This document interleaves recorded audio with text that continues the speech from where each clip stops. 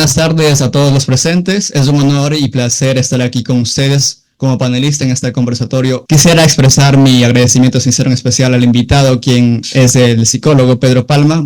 Muchas gracias por brindar esta oportunidad de compartir ideas y reflexionar sobre los hechos registrados en Guayaquil el 9 de enero del presente año, lamentablemente, y además tenemos a los estudiantes de comunicación social del sexto semestre como panelistas principales.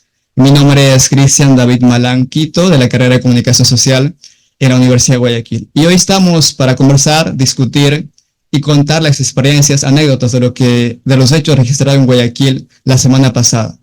Principalmente enfocaremos el atentado terrorista que sufrió un medio de comunicación desde televisión, que es un tema crucial en el contexto general, ¿verdad? Creo firmemente que este diálogo colectivo nos permitirá profundizar en la seguridad al momento de situaciones como esas y encontrar soluciones para el bienestar de la sociedad ecuatoriana. Recordemos la dinámica de este conversatorio. Yo voy a realizar una pregunta y ustedes tienen un tiempo máximo de 1 minuto para responder. Antes de eso, presentan sus nombres completos y la respuesta respectiva, ¿sí? Sin más preámbulo, quiero agradecer a todos ustedes por su participación activa y este conversatorio será una experiencia que nos enriquece a todos ustedes, así que comencemos. La primera pregunta, que es contexto general, vamos a empezar por el panelista Diana, ¿sí? ¿Podrías contarnos brevemente su experiencia en el momento en que los terroristas empezaron a salir a las calles, a incendiar carros, disparar personas sin nada? ¿Y dónde te encontrabas en ese entonces? Sí, buenas tardes, gracias Malán por el paso. Mi nombre es Diana Delgado y pues como era martes, inicio de semana, yo estaba regresando de la facultad. Apenas 10 minutos después, el caos se desató por completo en la ciudad. Durante toda la transmisión yo estuve atenta a la televisión hasta que la cortaron y entonces me tocó emigrar a las redes sociales, que también era una fuente peligrosa porque al mismo tiempo comenzaron a surgir las noticias falsas, los audios escandalosos y todo lo demás. Y por la misma andaba preguntando, porque como digo, todo el mundo andaba en su trabajo, en sus estudios, era un día rutinario. Así que cuando ya comenzamos a recibir mensajes de que ya estamos en casa, ya regresamos, etcétera, entonces finalmente me pude enfocar en mantener informada por los canales oficiales, que realmente fue sorprendente cómo esto desató todo el caos, incluso paralizó el transporte público y el servicio de aseo en la ciudad. Entonces, incluso hasta ahora todavía me sigue sorprendiendo, ¿no? Pasaron varios días hasta que finalmente se logró retomar un poco la tranquilidad que hasta ese momento manteníamos. Fue un golpe muy fuerte. Sí, buenas tardes, mi nombre es Pedro Angulo y bueno, sí, Diana, la verdad estoy totalmente de acuerdo contigo. El país está pasando por un momento muy difícil, está pasando por un momento muy difícil y caótico.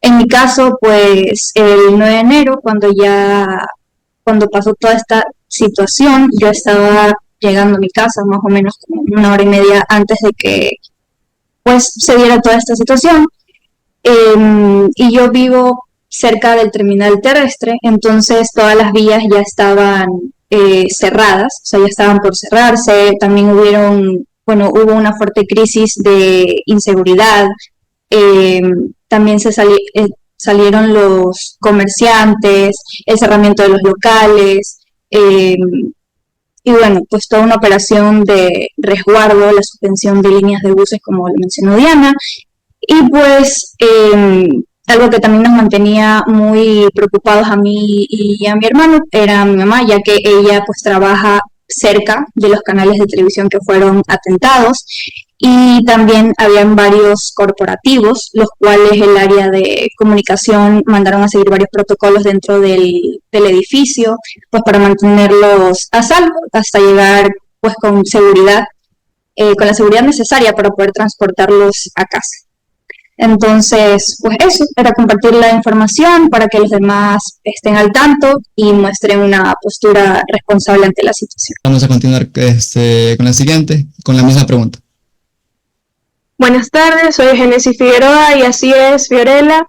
El 9 de enero, al llegar a casa, me enfrenté a un caos generado por bandas delincuenciales que tomaron un canal de televisión, tomando en cuenta que una profesora ya nos había advertido de que podían llegar a suceder dichos sucesos, tomé un bus y me fui directamente a casa al salir de la universidad.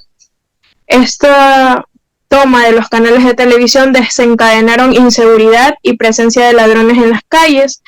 Mi novia y mi hermano se encontraban trabajando en medio de la crisis y lograron mantenerse a salvo. Incluso en el terminal terrestre en el que trabaja mi enamorado, tuvo que apagar las luces y refugiarse porque se metieron personas con armas e incluso tuvieron que refugiar a más personas y esperar las indicaciones de las autoridades del terminal terrestre para regresar a casa. De ahí la preocupación se extendió a mi madre en Vinces, quien trabaja en una farmacia, que tuvo que bajar las puertas metálicas como medidas de seguridad. Y al comunicarme con ella supe que salió temprano y llegó a casa a salvo. Fue un día muy tenso, pero con el alivio de que todos en mi entorno cercano estaban a salvo. Listo, muchas gracias Fiorella por contar su experiencia de lo que pasó ese día, el 9 de enero. Ahora vamos a pasar al siguiente con nuestro panelista Rebelo. Buenas tardes compañeros, buenas tardes Pedro. Me presento, mi nombre es Giancarlo Rebelo y pues dentro de lo que se vivió el 9 de enero del presente año, pues considero que fue un golpe muy fuerte para el país, que terminó con una determinación presidencial en un decreto en el que se consideró a estas bandas o grupos delictivos como terroristas. Eso significa que nuestro país atravesó todos los límites posibles en la ola delictiva. En lo personal, cuando estaba en ese día y sucedió eso, estaba en camino a casa y pues solo se veía a toda la gente asustada saliendo de sus casas y bueno, en lo personal vivo por la vía Daule y esa es la vía que conecta hacia la penitenciaria del Litoral y la Roca. Entonces se veía bastante vulnerabilidad y bastante agitación entre las personas. Como saben, yo soy estudiante que nací en Quito y mi familia por ende está en Quito y pues de allá supe que también hubo bastante agitación y pues bloquearon las líneas de transporte por supuestas amenazas terroristas y también colapsó la ciudad como tal. Y pues lo que nos quedó hacer como ciudadanos pues fue refugiarnos en nuestras casas y esperar a lo que saquen las noticias. También hubo una ola de noticias falsas que enmarcaron mucho este momento. Gracias. Y ahora tenemos a un invitado especial, psicólogo Pedro Palma. Muchas gracias por estar aquí presente, por contar su experiencia hoy día. Y como psicólogo quisiera hacer una pregunta, más que todo, ¿no? ¿Podrías contar tu enfoque psicológico sobre cómo manejar el miedo y la ansiedad en situaciones de inseguridad que está viviendo el país actualmente? O sea, prácticamente en esta lluvia de olas de terrorismo que hay ahorita. ¿Cómo podemos manejar el miedo y la ansiedad? Bien, realmente agradezco mucho escuchar las experiencias de cada uno. Sé que para todos, realmente para todos, principalmente para mí como ser humano principalmente, es preocupante estar inmersos o estar en el centro de todo un caos de violencia que, bien lo decía Jean Rebelo, hasta qué punto el Estado, sobre todo los ciudadanos, llegamos a tolerar los niveles de violencia al punto de ya tener una manifestación mucho más cruda de lo que sucedía el 9 de enero. Pero algo muy puntual que señalar es que cada persona en el nivel de reacción que tenemos, no necesariamente por un nivel de madurez, tienes más años de experiencia en conflictos de violencia como lo hemos tenido anteriormente, con las guerras en las fronteras, o personas con familiares que se encuentran en otros países, por ejemplo Colombia, en otros tiempos, y que luego conviven entre nosotros. Entonces, no importa el grado de experiencia o el grado de madurez, cada ser humano siempre va a sentir temor, siempre va a sentir miedo, a veces por la novedad de la situación, genera desesperación y evidentemente muchos cuadros de ansiedad, de estrés, cansado. Y no es sencillo realmente, y todos lo hemos vivido, tratar de afrontar esto. Ya luego pasará el tiempo, donde tenemos mucha más claridad de la situación, del contexto, y eso nos ayuda a tomar decisiones. Creo y considero que a nivel personal, a nivel individual de cada persona, el afrontar un contexto de violencia no es sencillo. Realmente no es sencillo porque nuestra estabilidad emocional, nuestra estabilidad también financiera, de crecimiento personal no están tan bien direccionadas a prepararnos a un escenario de conflicto, a un escenario de violencia. Realmente hacemos nuestras cosas pues a partir de los criterios y valores que hemos formado, en su gran mayoría, ¿no? Personas que actúan con el bien, en la línea del marco del respeto, de los valores, pero cuando hay estos escenarios que nos preguntamos, nos cuestionamos, ¿por qué hemos llegado a este punto de la sociedad como tal? Siempre hay muchos factores y también señalar a muchos culpables, es lo que tal vez naturalmente se expone. Pero sí es bueno tomar en cuenta esas variables que ayudaron de alguna manera a alcanzar el momento que vivimos hoy. Uno de ellos, pues, el tema macro, que sería ya el descuido o el desinterés del Estado en la inversión social o en el trabajo social de la familia. Cuando hay una ausencia grande del Estado, entonces se producen estos tipos de manifestaciones, ¿no? De ausencias. Entonces, ¿qué hacen los GDO? Ahora los denominados grupos terroristas o líderes de bandas criminales, suplantar al Estado a nivel económico, a nivel de sentido de pertenencia también. Muchos chicos rechazados, muchas familias rechazadas, principalmente en estado de pobreza, son más vulnerables a poder ser parte de los grupos delictivos.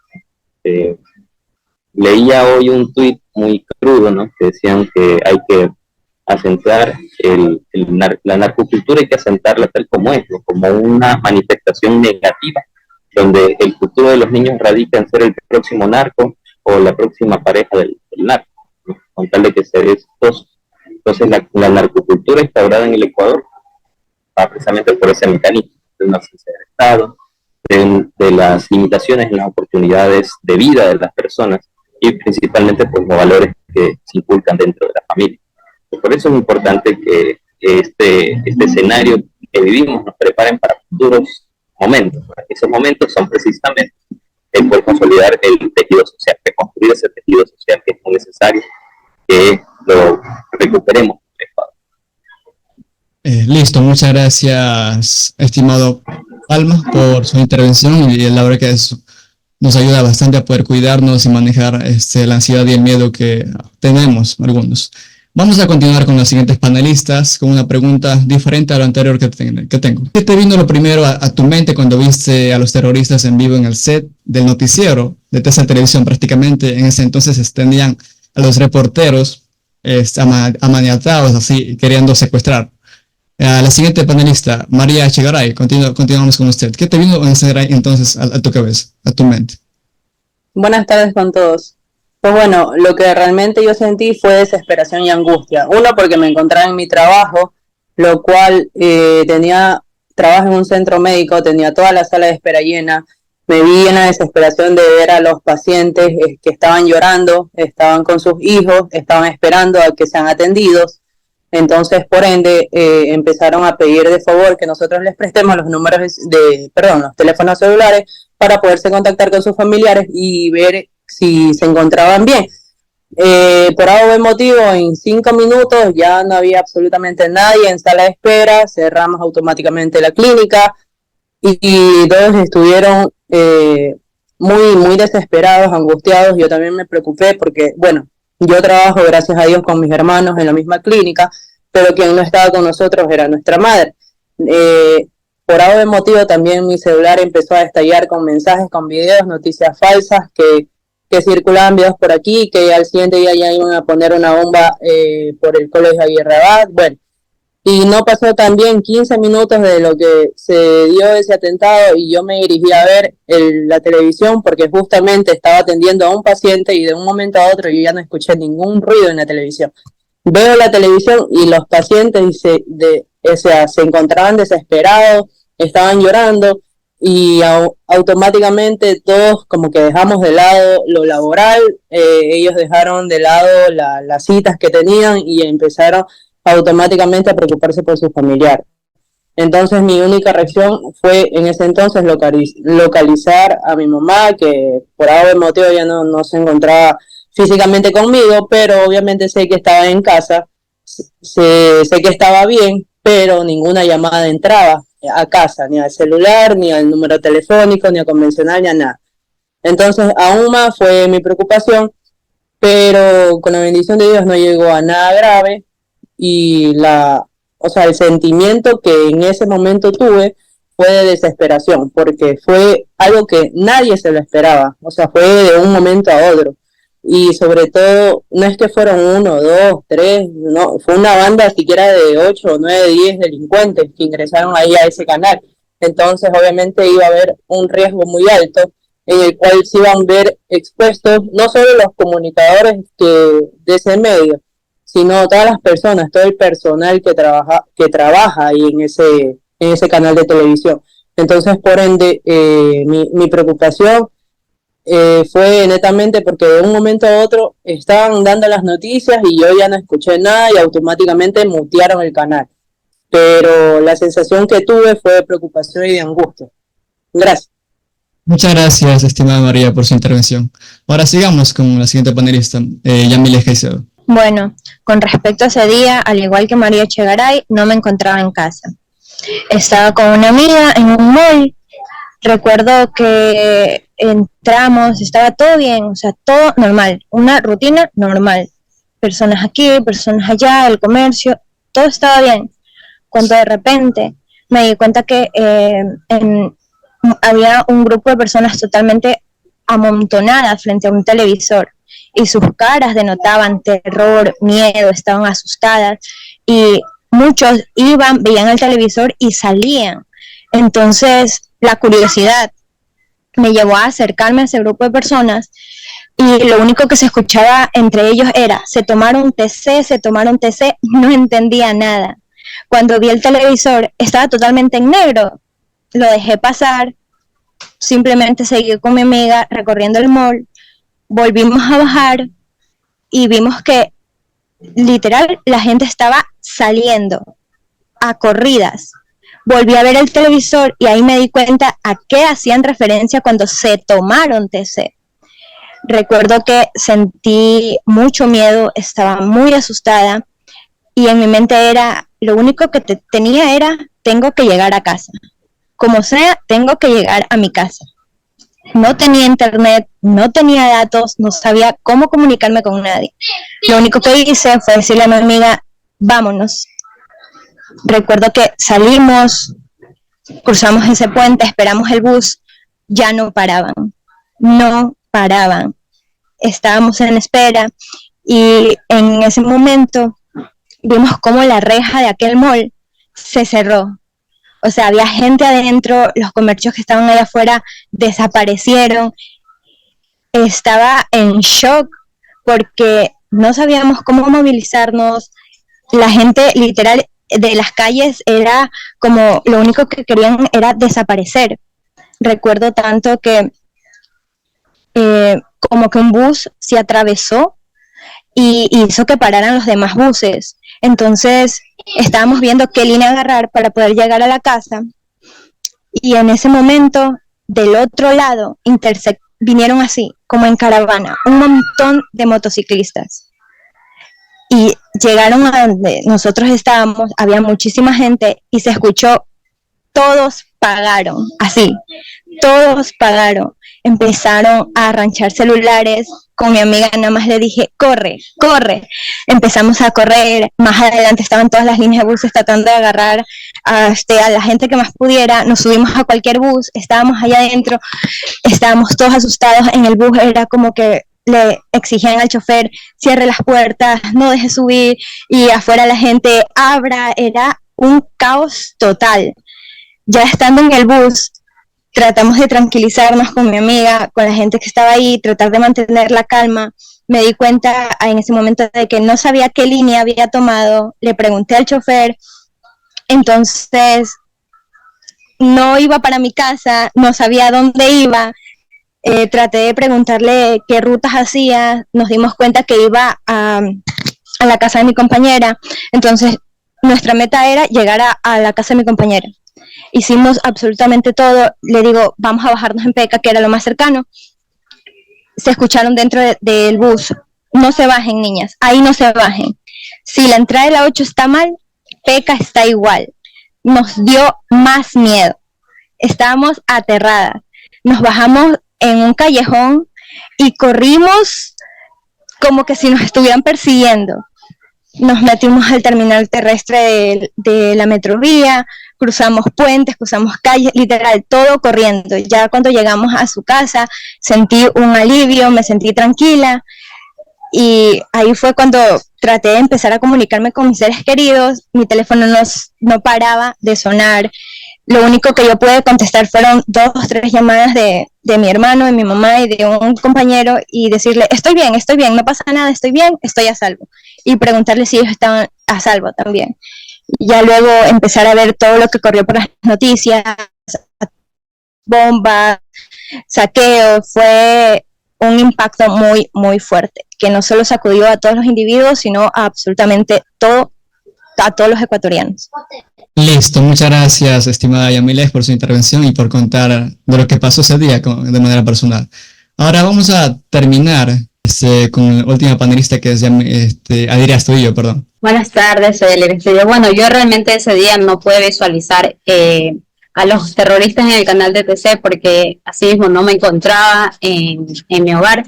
De hecho, estaba haciendo un trabajo académico con una de mis compañeras y nos encontramos en el Estadio Modelo. Y la verdad no teníamos internet, no estábamos enteradas de nada. Hasta que, bueno, el hermano de mi compañera la llama y le informa que realmente que se regrese a casa por la situación que estaba pasando. Y bueno, en ese momento nosotras, ya eran como las 2:30 de la tarde, simplemente salimos asustadas del estadio, y bueno, ella vive para el otro lado, entonces nos fuimos por caminos completamente diferentes. Yo caminé lo más rápido posible a la estación donde paran el transporte del que yo iba a coger, porque yo iba en Durán. Entonces, mientras iba caminando, veía cómo cerraban todo, cómo las personas se encerraban, estaban como demasiado asustadas. Entonces yo suponía que las cosas eran graves las que estaban pasando. Entonces, bueno, al momento de dirigirme a mi casa, al subirme al bus, el chofer solo me supo decir como: súbanse, que este ya es el último bus. Y entonces la inseguridad más se presentó en las personas. Luego el bus cogió otra ruta, realmente me quedé en otro sector y tuve que correr hasta mi casa, y fue un momento muy horrible porque se sentía la inseguridad y de ver a nadie en la calle. O sea, solo estabas tú ahí corriendo a tu casa, tratando de llegar bien, y realmente, gracias a Dios, mis familiares se encontraban en la casa, entonces la única persona que estaba afuera era yo. Bueno, muchas gracias, estimada Adiria, por contar su experiencia. Vamos a terminar este conversatorio con nuestro invitado Pedro Palma, que va a contar también como una pregunta: ¿cómo aconsejarías a alguien que busca manejar su propio miedo y ansiedad en medio de las situaciones de inseguridad como la que tuvimos ese día, el 9 de enero, en todo el país y principalmente en Guayaquil? ¿Cómo le aconsejarías si sufre algún miedo o ansiedad, estimado? Que se pueden activar o utilizar en esos instantes, en esos momentos. Bueno, uno de ellos es precisamente, pues, aunque es muy difícil mantener el control de la situación, primero desde lo personal, y luego, pues, por ejemplo, si estoy a cargo de algún personal, de algún grupo, de alguna área, pues manifestar mi seguridad frente a la situación de que debo controlarme, debo estar bien, debo manifestar ese sentido de seguridad necesario para los demás. Pero cuando estoy solo, ¿no?, que es lo que a veces también sucede, pues se aconseja siempre mantener la calma, también buscar alternativas de protección, entre ellas pues comenzar a llamar a números de emergencias, en este caso al 911, llamar a algún familiar cercano, ¿no?, que nos venga a brindar protección, o buscar un lugar de atención más cercano, puede ser un PC, puede ser un centro de salud o alguna institución que nos ayude en ese momento a mantener el contención. También hay líneas abiertas que son bastante difundidas sobre contención emocional, es importante también tener presente eso. Entonces, mientras más mantenemos el control de la situación y mientras más tengo un control de mí mismo, puedo tomar una mejor decisión, puedo reaccionar de mejor manera. A veces se entiende que por la novedad de las situaciones, la desesperación nos gana. Nos hace sentir vulnerables de inmediato, tomamos muy malas decisiones, hasta incluso nos podemos llegar a arrepentir sobre aquello. Pero en este caso sí es importante, en ese momento, pues mantener un estado de control bastante estable. Ya después de que pasa este evento traumático o cualquier situación difícil, es importante evaluar, ¿no? Conversarlo con un amigo, con un vecino, con un familiar, o incluso con un terapeuta, si la situación pues obviamente desbordó mi estado emocional como tal. Entonces evaluar, decir, bueno, en esa situación me sentí de esta manera y quisiera reaccionar de otra forma para ser más eficiente, porque es importante que de cada acontecimiento pues, tengamos ese aprendizaje, y por eso es necesario que durante el suceso nos mantengamos tranquilos y después... Y para finalizar este conversatorio, muchas gracias. Quiero agradecer a todos ustedes por haber participado en este conversatorio sobre los hechos registrados en Guayaquil el 9 de enero. Y ha sido un honor compartir con ustedes, con todos mis compañeros, y cómo no agradecernos de manera infinita al invitado especial Pedro Palma como psicólogo. Con sus opiniones nos brinda una perspectiva definitivamente diferente y más profunda. Hemos hablado acerca de las anécdotas, perspectivas, han contado su experiencia cada uno de ustedes, y estoy seguro de que estas experiencias, reflexiones nos inspiran a seguir manejando soluciones y perspectivas innovadoras en un futuro. Además, quiero animar a llevar consigo la conversación de hoy y a continuar explorando temas en el contexto que estamos. Finalmente, agradezco la oportunidad de haber sido parte de este conversatorio. Espero que todos hayan dado lo mejor posible y que en las próximas ocasiones podamos tener más este tipo de conversación. Muchas gracias a todos y hasta la próxima ocasión.